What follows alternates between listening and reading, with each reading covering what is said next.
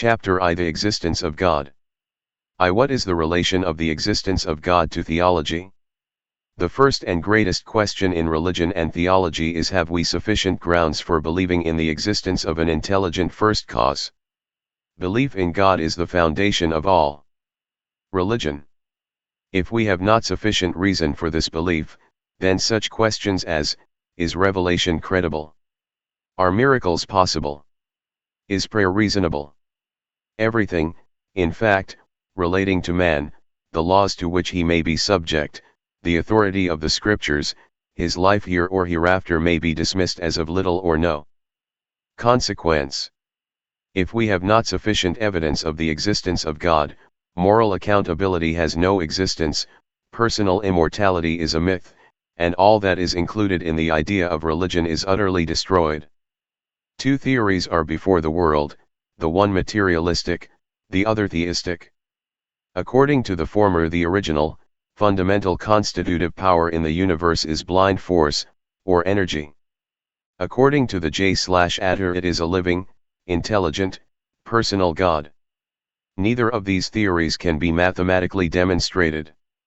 All that can be done in either case is to deduce from the examination of nature the existence of some power outside and beyond nature, as necessary to explain its various facts and phenomena. Which of these theories is the more reasonable? Which best explains the mysteries of the universe, of both matter and mind? Which is supported by the best and most convincing evidence? Which has the highest claims to be accepted? This is the problem to be considered in this chapter, and though it is not possible to afford a complete solution, yet, so far as our limits permit, we hope to show that theism offers the only, and the sufficient, explanation of the power, or force, or energy, or a double-faced somewhat which materialists, agnostics, and pantheists all recognize in the universe. 2. How can we define the term God? As that infinitely great, intelligent, holy being, of perfect wisdom. Agnosticism and positivism are atheistic, though we must not be understood as saying that agnostics and positivists are atheists. Baird ** Huxley and Beigner, Herbert Spencer. * Bain. Power, and goodness, transcendently glorious, the creator of the universe, who preserves it by his providence, and governs it according to his laws. The name is derived from the Icelandic Godi, the supreme magistrate, which perfectly agrees with the scriptural name Jehovah, as the moral governor of the universe. Dr. A. Clarke derives the word from the Anglo-Saxon, as synonymous with good. This is denied by Max Mueller and others. Some trace the word to the Hebrew esht equals unus equals the one being. 3. By what names is God revealed to us in the sacred scriptures? 1. Elohim equals adorable, strong. This name is usually plural, or used with plural adjuncts. The Christian fathers held this to indicate a plurality of persons in the Godhead, a belief which appears to be well-founded, and which is still held. The name is sometimes applied to angels, Psalm 8. 5. Sayin. 20, 21, to magistrates or rulers, Psalm 6, 7, to heathen deities, Psalms v 5, Gem xrd 2. Jehovah, or Yahweh or Iahiv, translated Lord, and printed in capitals in the authorized version equals self-existent, the being, Tam, I am that I am, Exodus 3:14. This name is never used except when applied to the divine being. 3. El Shaddai or Shaddai equals the strong, the mighty one, almighty, all-sufficient. 4. Adoni, or Adon equals Lord, supporter, judge, master. 5. El Elyon equals the Most High, the Supreme. 6. Ilya equals 1 am, I will be 4. What is personality as applied to God? It means that he is a living being, possessing and exercising the functions of a rational and intelligent nature. He is some of, not something, a self-conscious some of, who can exercise volition, intelligence, approval or disapproval, in other words, a being who possesses natural and moral attributes. The personality of God does not involve limitation, it is the same as personality in man, only that, instead of being finite, it is infinite. Perfect personality is to be found only in God, while in all finite spirits there exists only a weak imitation of personality. Herbert Spencer, the positivists and agnostics, argue that personality and absolute existence are contradictions, that, if God be a person, he cannot be infinite. The mistake here is, that human personality is made the standard of comparison, whereas human personality is only a limited copy of the real, the unlimited personality of God. Man is made in the image of God, not God the extended image of man. Registered *. See also the Westminster Catechism and the Wesleyan Catechism. *. Watson's and Farrar's Biblical Dictionaries. *. Pages 189, 190. For the passages where these and other names of God are used, see Vaughunce's Analytical Concordance of the Bible or some other concordance. Also Kitto's Biblical Cyclopsedia, 3rd edition. Lotzi. The true scriptural idea is not that of a magnified man, as Matthew Arnold characterizes it. God is a person, the chief attribute of God is freedom. He is the self-determined one, his determination is the perfect manifestation of himself. This is the significance of the will of God. The holiness of God is the central principle in that will, the principle in which cannot become other than himself. The righteousness of God is the expression of a person towards those who are persons. We know God as a person, but we feel that our conception of personality does not adequately represent the whole being of God. Even when aided by the revelation that God gives of himself in his word, our conception can only be partial, though accurate. The universe is a thought as well as a thing. As fraught with design, it reveals thought as well as force. The thought includes the origination of the forces and their law, as well as the combination and use of them. These thoughts must include the whole universe. It follows, then, that the universe is controlled by a single thought, or the think of a single thinker. A thinker is a person. What are the sources of our knowledge of God as a person? 1. Intuition *. The idea of a being above and superior to man, and by whom all things exist, is born with him. So far as is known, there is not, and there never has been, any tribe or people who have not had some conception of God, however rude and visionary.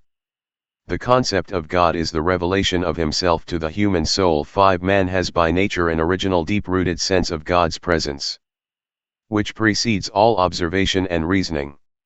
Registered the belief in God is an instinct. There is a knowledge of God which all men have. But our intuition or intuitive knowledge of God cannot be defined. 7. The intuition which demands a cause for every effect is satisfied when it reaches a being with power adequate to the whole effect, and if on the contemplation of the nature of that being we find no mark of his being an effect, the intuition makes no call for us to go further. Registered there are certain truths which the mind perceives to be true, without proof or testimony. Such are the axioms of geometry, and such is the principle that every effect must have its cause. This conviction is said to be an innate truth, because Mulford's Republic of God, pages 33, also 22 to 31. Said Daniel Webster, the ace that ever entered my mind was my personal responsibility to a personal God. A.R. Porter's Human Intellect. Descartes said, I think, therefore I am a person, and I must have been brought into existence by a being at least as perfect as I am, for the fountain cannot rise higher than its source. See Oesterze's Christian Dogmatics. Sometimes called the historical argument, or the consensus genitum. CP2, note. Streetball assumes this as a truth self-evident to their consciousness, when addressing the Athenians and others.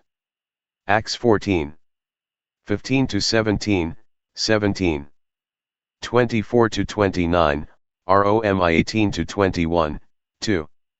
14, etc. Oesterze. 7 Dr. John Duncan, registered *McCush. See also Pope's Higher Catechism of Theology, p. 86, Jackson's Philosophy of Natural Theology, chap. 4, Winchell's Science and Religion, pp. 265-67. Such is the nature of the mind that it cannot but see subtly things to bets. Within the range of every individual's momentary experience there occur the phenomena of Voltan, and there are large classes of phenomena, and these most important ones, which, we are quite sure, take place in virtue of such volition, and without which, we are equally sure they would not take place at all. In the only case in which we are admitted into any personal knowledge of the origin of force, we find it connected, possibly by intermediate links untraceable by our faculties, but yet indubitably connected, with volition, and by inevitable consequence with motive, with intellect, and with all the attributes of mind in which and not in the possession of arms, legs, brains, and viscera personality consists. 2. The evidence of design, or the teleological argument.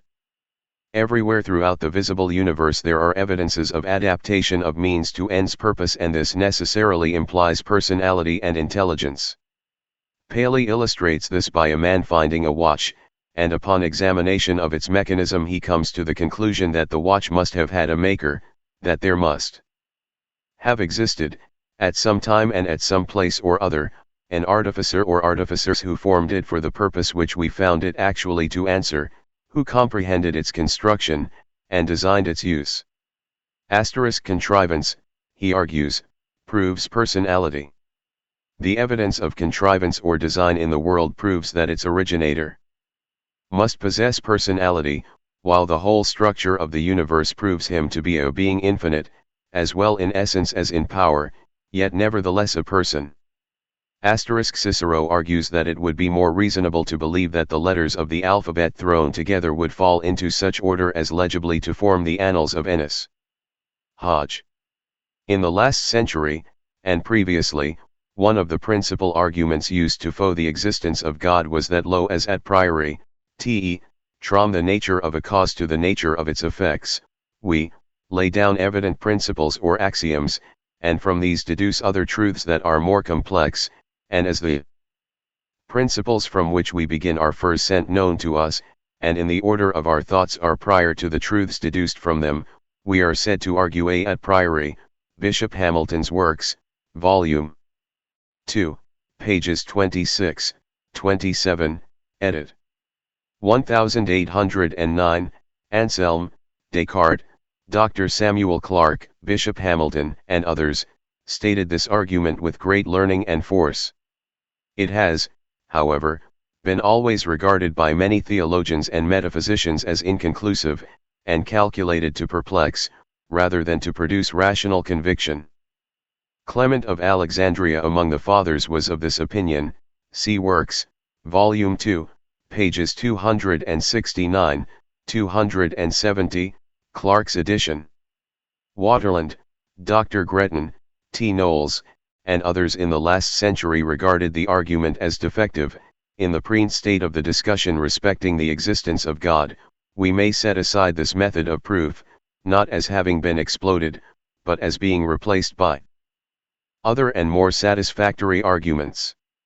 The term ad posteriori is now seldom used, although the argument itself, i.e. from effect, seen and known, to cause, unseen and unknown, remains in full force, but is presented under other names, e. Serge Herschel on the origin of force.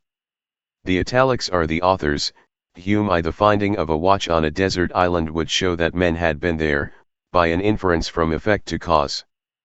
Design is thus defined by Dr. Whewell: we direct our thoughts to an action which we are about to perform, we /end to do it. We work out our aim, we place it before us, and act with purpose, propositum, we design it, or mark it out beforehand, desigio. Then that the world was made by a fortuitous concourse of atoms which have no form, no color, no sense. To this illustration Tredelenburg adds, it is perhaps more difficult to assume that by the blind combination of chemical and physical elements and forces any one even of the organs of the body, the eye, for example, much less the harmonious union of organs which make up the body, than that a book should be formed by chance, by throwing types about. Professor Owen insists that the analogy between the animal organs and systems of organs, to the machines of man's invention, is so close that the healthy intellect studying the more refined and perfect natural structures, and their obvious adaptation and purpose, cannot but conceive therein the like faculties in a transcendently higher degree. Of the argument from design, J. S. Mill says, it is the best, and besides, it is the most persuasive. It would be difficult to find a stronger argument in favor of the ism, than that the eye must have been made by one who sees, and the ear by one who hears. 3. Hume, in his posthumous essays, says the whole frame of nature bespeaks an intelligent author, and no rational inquirer can, after serious reflection, suspend his belief a moment with regard to the primary principle of genuine theism and religion. Sir John Herschel, speaking of the relations, attractions, repulsions, and correlation of atoms and their actions according to the primary laws of their being, says the draisance of mind is what solves the whole difficulty, so far at least as it brings it within the sphere of our consciousness, and into conformity with our experience of what action ts. We know nothing but as it is conceivable to us, from our mental and bodily experience and consciousness. When we know we act, we are conscious of will, and action without will and effort is to us, constituted as we are, unrealizable, unknowable, inconceivable. For it is but reasonable to regard the force of gravitation as the direct or indirect result of consciousness, or a will existing somewhere. Professor Baden-Powell, speaking of the operations in the laboratory of nature, where the results are seen, while the processes are invisible, says, /ZND, directing the operations of the laboratory or workshop, is no part of the usable apparatus, nor are its operations seen in themselves, they are visible only in their f.ts, and from effects, however dissimilar in magnitude or in kina, yet agreeing in the one condition of order, adjustment, and profound and recondite connection and dependence. There is the Philo-Judzu says no work of art is self-made, the world is the most perfect work of art, therefore the world was made by a good and most perfect author. Thus we have the knowledge of the existence of God. Lecture before the YMCA. This argument he illustrates at large in his Reed lecture.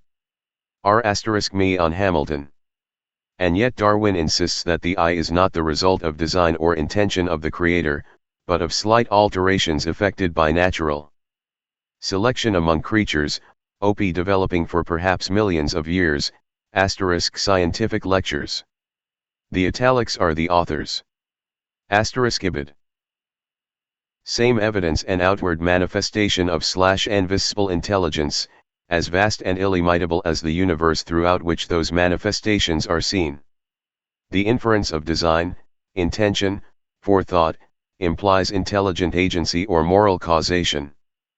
Hence, again, we advance to the notion of distinct existence, or what is sometimes called personality, and thence proceed to ascribe the other divine attributes or perfections as centering in that independent being. The universe, Dr. Carpenter very accurately says, is not governed by law, but according to law. Darwin quotes with approval Butler's definition, that the only distinct meaning of the word natural is stated, fixed, settled, and that it as much requires an intelligent agent to effect anything statedly, fixedly, regularly that is naturally as to effect it only once or naturally. Joseph Cook inquires, what if natural law be only the magnetization of all matter by God's will? He yet was, and is to come, omnipresent, first, midst, last. Adaptation of means to end shows purpose, design, a designing mind. Such adaptations are manifold in the structure of the human frame, the laws which regulate vegetation, and the definite purposes secured by the operation of various physical powers. Even Professor Huxley, who denies the argument from design as usually presented, makes the following important admission: the teleological and the mechanical views of nature are not mutually exclusive. On the contrary, the more purely a mechanist the speculator is, the more completely is he at the mercy of the teleologist, who can always defy him to disprove that the primordial molecular arrangement was not intended to evolve the phenomena of the universe. J. S. Mill admits explicitly that we cannot explain the adaptation of part to part in the eye, for example, without supposing that the idea of sight goes before the adaptation of these pieces to each other in such a manner as to produce light. He says, this I correceive to be a legitimate inductive inference. Sight, being a fact, not precedent but subsequent to the putting together of the organic structure of the eye, can only be connected with the production of that structure in the character of a final, not an efficient cause. That is, it is not sight itself, but an antecedent idea of it, that must be the efficient cause. But this at once marks the origin as proceeding from an intelligent will. It must be allowed that the adaptations in nature afford a large balance of probability in favor of creation by intelligence.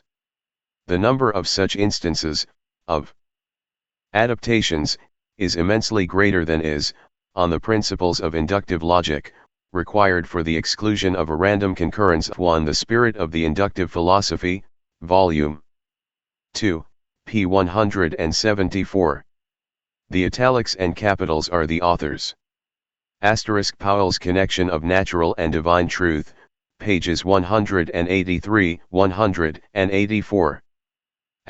Mill's 3 Essays on Religion. The italics are the authors. Of Independent Causes, or, speaking technically, for the elimination of chance. A German professor, to illustrate the evidence of mind and will in the collocation and adjustment of matter in the works of nature, took a book and tore it into shreds. Taking into his hand an uninjured copy of the same work, he said, "Now, young gentlemen, is not the same book here as there?" "Yes," said they. "No," he thundered. "What's the difference?" "We do not see much difference." "Collocation," was the emphatic reply. You have here, indeed, the same type, you have the same pages, you have the paper, but everything is in shreds there, everything in chaos, and here you have everything intelligently arranged." Grove, in his Correlation of Physical Forces, closes an elaborate argument on the subject of cause and effect with the striking expression, "A physical search after essential causes in vain." Causation is the will, creation the act of God. 3. Conscience, or more accurately consciousness, often called the moral argument. The sense of responsibility and accountability, the distinction between right and wrong, the operations of that mystery of our being which we call conscience, all necessarily involve the existence of a personal being, not a mere abstract entity, who is superior to man, who is the authoritative and supreme lawgiver and judge, who has graven his law of right and wrong upon man's heart, and to whom he is accountable for his actions. Conscience is the great root of the ism. It is something supernatural within the natural, and there is no separating these two spheres if you are true to psychology. The webs of the natural and supernatural are so interwoven in the soul, that they cannot be untied. Kant exclaims, "Duty, thou great, thou exalted name! Wondrous thought, that workest merely by holding up thy naked law in the soul, and so extorting for thyself always reverence, if not obedience. Whence thy original? And whence find we the root of thy descent?" The answer which theology and true philosophy give to this question is God, the great moral lawgiver, in whom law abides as the uncreated light of perfect essential goodness. Thus our moral nature compels our belief in a personal God. This argument was used by Cicero, and from it he deduced the conclusion that there is but one common master, as it were, the ruler of all things, God. He is the author, the propounder, and the bearer of this law. It follows inevitably that if we are the subjects of moral. Mill's 3 Essays on Religion. Laplace estimated that the probability that the 43 independent motions of the bodies of the solar system known in his day should coincide in direction by chance would be 4,400,000,000,000 times to 1 in favor of some common cause for the uniformity of direction, or in favor of purpose or design. On chance and probability, see also De Morgan on probability, Mill's Logic, Book 3, Chap. 17, MCOSH's Typical Forms. 2. Joseph Cook's Lectures. 2. The nemesis of the Greeks is but a personation of the reverence for law, and the anticipation of retribution for broken law. The great moral lesson taught. Law, there must be a moral lawgiver, he must be a being, not an abstraction, a person, not a mere stream of influence, a something more than the eternal not ourselves that makes for righteousness. Conscience forebodes punishment and anticipates reward, and this not only among those who have received instruction, but it applies universally to savage and civilized. The sense of dependence and of obligation implies the existence of a samov and not a somewhat conscience, and the consciousness of God, ze, a personal being, are one. 4.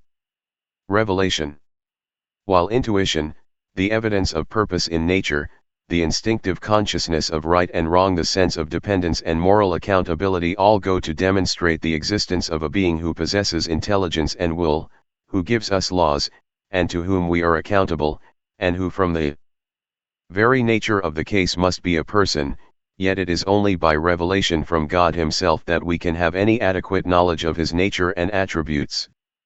The Scriptures never attempt to prove the existence of God that is assumed as a self-evident truth, but they reveal Him to us as the author and source of all things.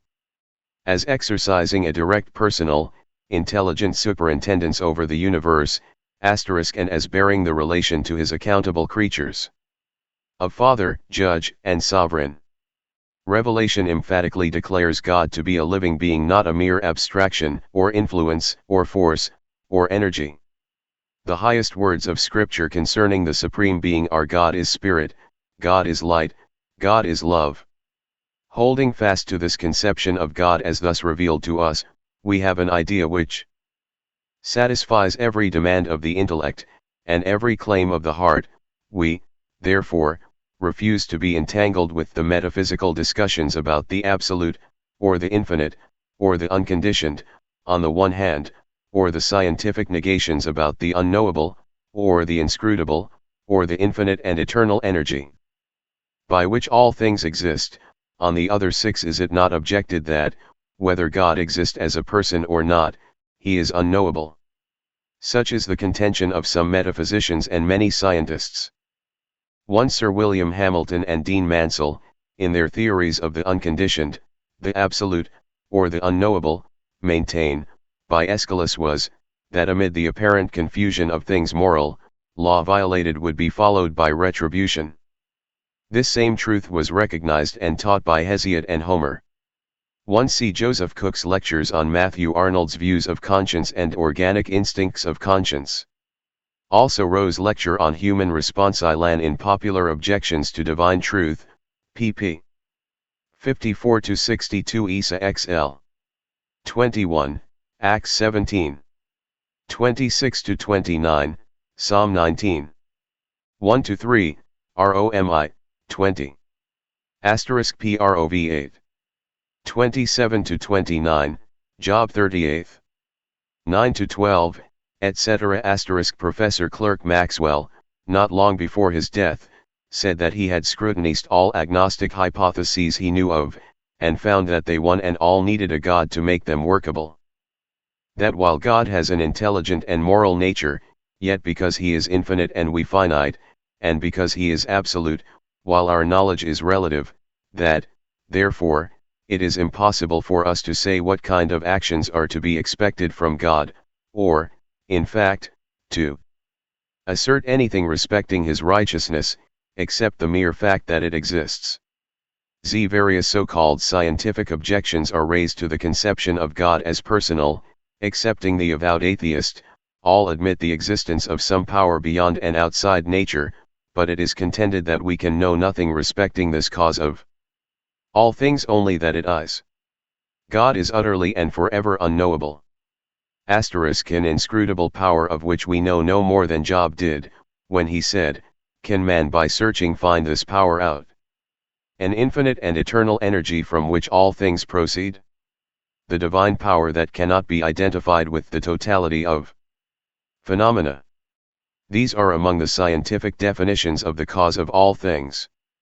Science admits the presence in the universe of a something which eludes all investigation, and exceeds all comprehension, but, because mathematical demonstration cannot be given that this power is intelligent and personal, many scientists insist that it is unknowable. But the answer to this is, that moral, and not mathematical demonstration is to be sought here. Admit that there is a something outside nature, and the question arises, what is that something? Is it force? What do we know of force? Our conception of force is nothing but a generalist abstraction from our sensations of muscular resistance. For Herbert Spencer tells us that the one thing we do know is, that we are in presence of an infinite and eternal energy, from which all things proceed. And what is energy? Power of doing work, as the power of a bullet propelled from a rifle, to penetrate. Asterisk. These and other explanations of the unknowable and unthinkable are offered to us in the stead of a personal God. Which is the more rational? Which the more probable? Which best meets and explains the facts of the physical and moral universe? Surely, if the existence of God, as a person, is not absolutely demonstrable, yet the moral probability almost reaches demonstration, and is by a long way more reasonable of belief than an inscrutable power, or an infinite and eternal energy of the agnostic or underscore scientist asterisk. But if a personal God be unthinkable and unknowable, is not any other first cause just as inscrutable? Herbert Spencer says, passing over the consideration of credibility, and confining ourselves to that of conceivability, we see that atheism, pantheism, 2 Fiske's cosmic philosophy, 2 Tyndall's Belfast Address, 3 Herbert Spencer, asterisk Fiske's cosmic philosophy, asterisk C. Balfour Stewart's Conservation of Energy, pp. 13, 15, 64-107, W. Land Carpenter's Energy in Nature, p. 3, it. Asterisk see also Anti, pages 9, 10. And theism, when rigorously analyzed, proved to be absolutely unthinkable. It is our highest duty to regard that through which all things exist as the unknowable. Asterisk to be consistent, the logical conclusion from all this must surely be, that an infinite and eternal energy, or, indeed, any other definition of a first cause, is equally as unthinkable or unknowable as a personal God. This is blank agnosticism, stripped of its juggle of words. Does not this bear a striking family likeness to antitheism, or atheism? Is it so reasonable as is belief in a personal God? 7. How can this objection that God is unknowable be answered? It is necessary to have a clear understanding as to the meaning to be attached to certain words. Science has made no discovery when it tells us that God cannot be fully known by his creatures. Revelation told us that long ages ago. God cannot be known fully and absolutely, that would involve the absurdity of the finite being able to comprehend the infinite. If, when it is affirmed that God is unknowable or inscrutable, it is simply meant that our knowledge of him cannot be complete and perfect, we readily accept the statement. But the agnostic and positivist mean more than this. They mean that we cannot know that such a being as God exists, nor is there any capacity on the part of man which enables us to know anything about him, that, in fact, the idea of God is unthinkable, and that, therefore, God is unknowable. This, however, arises from a confusion of terms and things. Because knowledge is not complete, it does not consequently follow that it cannot be accurate, so far as it goes. No scientist will pretend that science has a complete knowledge, or even a complete theory, of the universe. Will he, therefore, admit that the universe is unknowable, or that his knowledge of it is not accurate, though it is incomplete? The truth is, that the mind can carry its conceptions far beyond the power of words to formulate them. The scientific use of the imagination * occupies a very important place in the region of science. Universal gravitation is not capable of demonstration. Even now it is only a working hypothesis used to explain certain well-known physical phenomena. The theory of light necessitates the supposed presence of an ethereal medium boundless in extension, and which interpenetrates all space and matter, the existence of which cannot be proven. Of the grand law of the conservation of energy, Balfour Stewart says, if true, its truth certainly cannot be proved alter the manner in which we prove a proposition in Euclid. Nor does it admit of a proof so rigid as the somewhat analogous principle of the conservation of matter. But if it be difficult to prove our non sonia deep emrig seria first principles, p. 43. 22 t bid, p. 113, 3 eb 11. 7-9, XXVI. 14, XX16. 26, XXXVII. 23, ISA XL. 28, ROM 11. 33, 34. R7, 3, Indel's address. Asterisk see The Unseen Universe, 2nd edition plus 107-11, copyright The Unseen Universe, 2nd edition, pages 116-18, Sci. 7 The Conservation of Energy, by Balfour Stewart, pp. 83, 136. Principle in the most rigorous manner, we are yet able to give the strongest possible indirect evidence of its truth. Where is the power of intellect which can comprehend in its fullness and expansion the law of gravitation, of the ethereal medium of light, of the conservation of energy, of the correlation of physical forces, and other cosmical laws of the unseen universe? Will the agnostic be consistent, and say of these physical laws that they are unknowable, because they cannot be known in their completeness?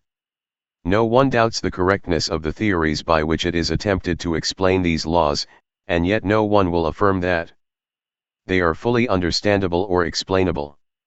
Here, then, we have accurate, though partial knowledge. And so with regard to the knowledge of God as the cause of all things, we can know Him correctly, though we cannot understand Him perfectly. It has been well said by a most eminent man, the doctors of science as well as of theology walk by faith, not by sight. I have a strong conviction that before a vigorous logical scrutiny, the reign of law will prove to be an unverified hypothesis, the uniformity of nature an ambiguous expression, the certainty of our scientific inferences to a great extent a delusion. So that in regard to much of physical science demonstration is as impossible as it is in moral science, and this shows the inconsistency of those who are believers in scientific dogmas, but agnostics as to the great truth of the personality of God.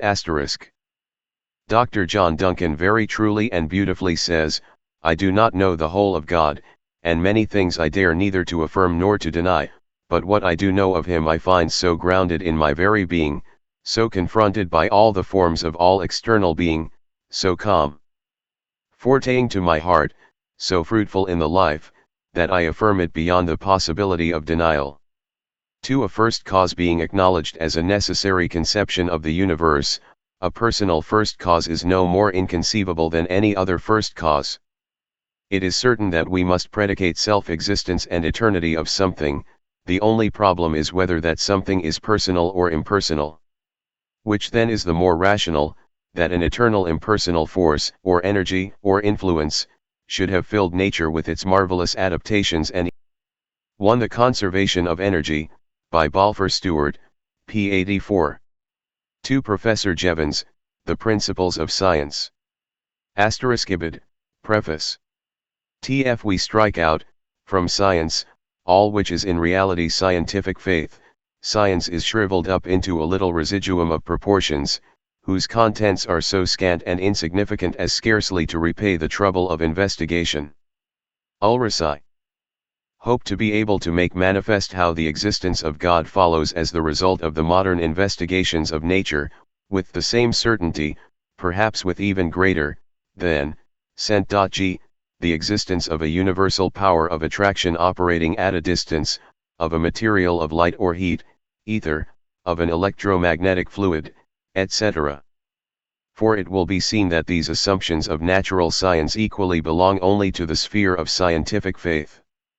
U/Centricht. A. For an expansion of this argument, see Paley's Natural Theology, Jackson's The Philosophy of Natural Theology, particularly Part 2. Winchell's Science and Religion, pages 85-99, 305-10, Joseph Cook's Lectures on God in Natural Law, the First Cause as Personal Contrivances, and finally have evolved the personality of man, or that a self-existent personality should have created any universe. There is no more hackneyed quotation than the one personality has a limit, while God is illimitable. Point 2. Where is the contradiction, where is the inconsistency of applying the two ideas to the same being? It would be contradictory to speak of a round square, but there is no contradiction in speaking of a white, or a crimson square. So the adjectives personal and absolute are not logical contradictions, nor are they contradictory in fact. When we speak of the absolute, we speak of it as the predicate of pure being, and what we mean is simply that the absolute is complete in itself, it has no conditions save the conditions contained in itself. When we speak of personality we ascribe it to being, regarded as pure spiritual being, and we simply mean that absolute personal being is, and must be, self-conscious, rational, and ethical, must answer to the idea of spirit. Why may not the absolute being be self-conscious? To deny this to him would be to deny to him one of the perfections which even finite beings may have. Does the ascription of life, intelligence, personality to God militate in any degree against the dignity of the infinite? While we affirm that our knowledge of God is true and trustworthy, we by no means affirm that it is adequate and exhaustive. We know in part. For the terms which are used by Sir W. Hamilton and Dean Mansell, the absolute, the unconditioned, are without meaning unless they recognize the personality of God. Matthew Arnold's The Eternal Not Ourselves That Makes for Righteousness is but a clumsy attempt to avoid, by the skillful use of words, the recognition of God as a person, for how can a mere influence, an abstract non-intelligence, make for anything, whether righteousness or unrighteousness? 3. But the agnostics, while insisting that God is unthinkable and unknowable, are notwithstanding so inconsistent that they profess to be able to tell us what he is not. If nothing can be known, for the agnostic meaning of unknowable must be that, since all agree that complete knowledge cannot be obtained, how comes it to pass that we have such dogmatic statements as to that which can neither be thought nor known? Herbert Spencer asks, is it not just possible that there is a mode of being as much transcending intelligence and will as these transcend mechanical motion? It is true we are totally unable to conceive any such higher mode of being. But this is not a reason for questioning its existence, it is rather the reverse. In his last utterance he tells us that amid the mysteries which become the more mysterious. C writes Logic of Evidences. A most able and useful book. See page 10, it. Inveriches, Is God Knowable, p. 225. Jabid, p. 23 First Principles, IP Ru. Here the argument of analogy is fairly used, but if pipukofl, it is double-edged, and will prove our position as fully as his. If intelligence and will are our highest conceptions of being, then until some means of our postulating any higher mode of being are found, we are logically bound to. The more they are taught about, there will remain the one absolute certainty, that man is ever in presence of an infinite and eternal energy from which all things proceed. These declarations ain't certainly surprising. Well might Frederick Harrison, the apostle of positivism, ask, has, then, the agnostic a positive creed? It would seem so, for Mr. Spencer brings us at last to the one absolute certainty, the presence of an infinite and eternal energy from which all things proceed. But let no one suppose that this is merely a new name for the great first cause of so many theologies and metaphysics. In spite of the capital letters and the use of theological terms as old as Isaiah or Athanasius, Mr. Spencer's energy has no analogy with God. It is eternal, infinite, and incomprehensible, but still it is not He, but it. It is not necessary to point out the inconsistency involved in Mr. Spencer's conclusion. How can that be unthinkable which can be formulated in the definite terms which he uses?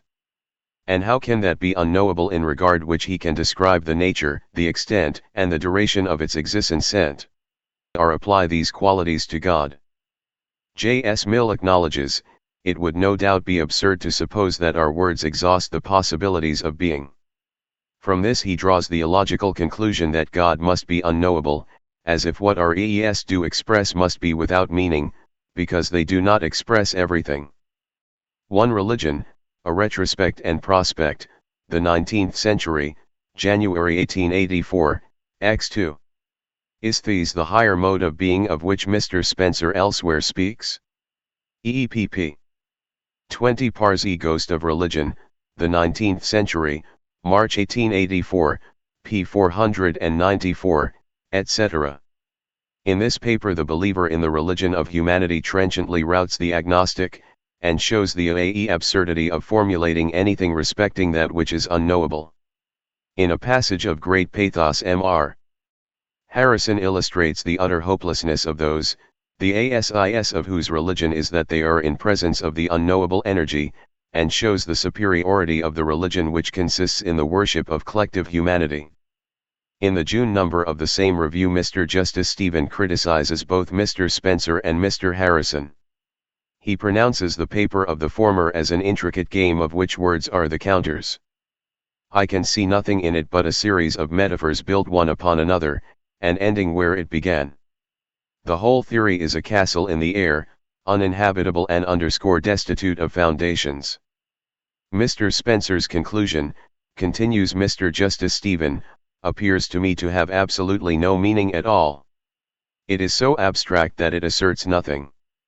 It is like a gigantic soap bubble, not burst, but blown thinner and thinner until it has become imperceptible.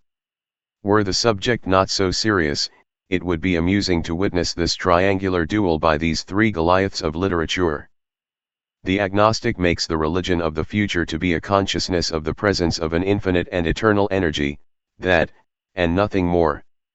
The worshipper of collective humanity utterly demolishes the agnostic, and sets up his theory of religion.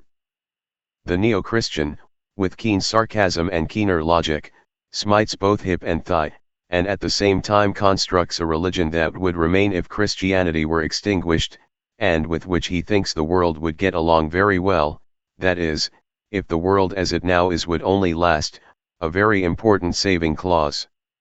Thus scepticism answers itself, and leaves faith practically master of the field.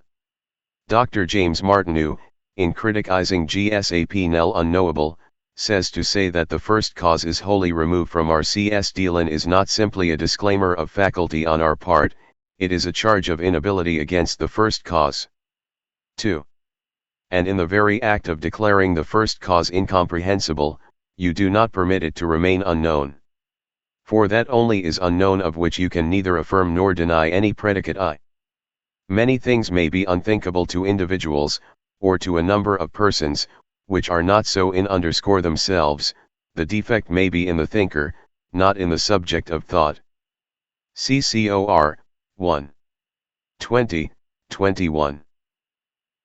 We may answer Spencer and the positivists by the words of Professor Max Miller, if philosophy has to explain what is, not what ought to be, there will be and can be no rest till we admit what cannot be denied, that there is in man a faculty, which I call a faculty for apprehending the infinite, not only in religion, but in all things, a power independent of sense and reason, but yet a very real power, which has held its own from the beginning of the world, neither sense nor reason being able to overcome it, while it alone is able to overcome both reason and sense. Four answers have been given to the question, what is the first cause of all things, viz. 1. In the beginning was matter, 2. In the beginning was force or energy, 3. In the beginning was thought, 4. In the beginning was will. The first answer is atheism, the second is antitheistic, the third is pantheistic, the fourth is theism, and is, we venture to affirm, supported by true science. To sum up the various arguments which we have presented, the conclusion appears inevitable, that the first cause of all things must be personal, that there is behind ourselves, and all things that we see and know, a mind, a reason, a will, like our own, only incomparably greater. The evidence of this is seen in the works of nature, in the common consent of mankind, is felt in man's inner consciousness, and in his sense of moral accountability. The God of the Scriptures and the first cause of true science are one. 4 of the nature and attributes of the divine being we must speak in chapter 4, which see *Lectures on the Science of Religion, New ed., p. 20. See also, on the use and meaning of the words infinite and finite, in which he combats the opinion that finite is a negative idea. Lectures on Language, 2nd Series, p. 576. See Jackson's Philosophy of Natural Theology, Chapter 3-2. See Drive Cocker's Theistic Conception of the World, quoted in Winchell's Science and Religion, p. 285. Will implies intelligence, affection, efficiency, in other words, personality. See Religion Without God, and God Without Religion, by Reverend W. Arthur, particularly pages 407-543. The whole volume is a remarkably able, incisive, and serious criticism of positivism, agnosticism, and deism, and should be carefully studied.